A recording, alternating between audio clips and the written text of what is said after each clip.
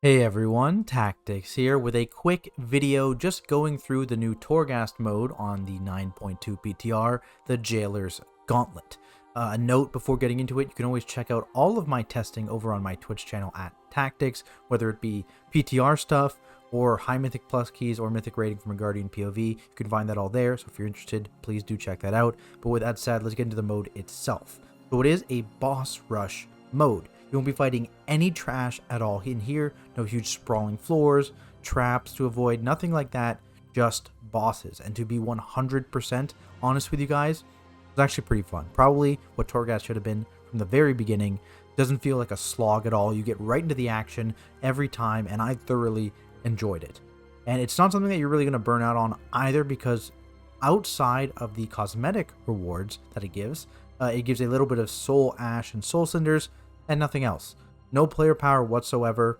Obviously, these Soul Ash and Soul Cinders are not going to be required for the new legendary upgrades. You need to get them for the old ones, but no player power at all is tied to this system.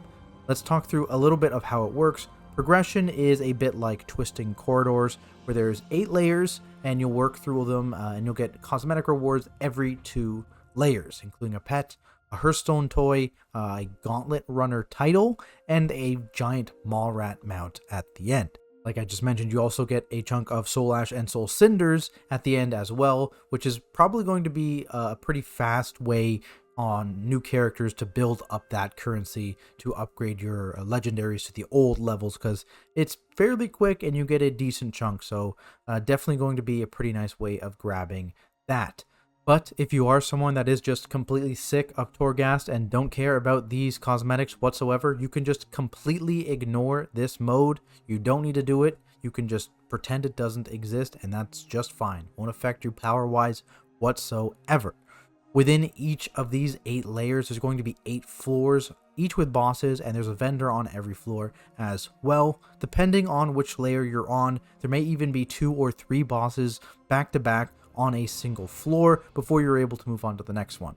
Also, the 4th floor of every layer is a sort of mini boss room where you face a couple bosses at the same time.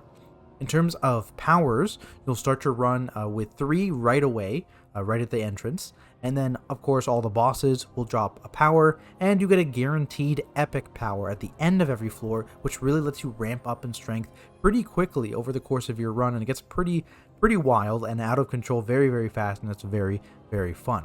You also get a couple hundred Phantasma at the end of each floor, which is the primary way you're going to be earning this currency to buy stuff from all the vendors on every floor.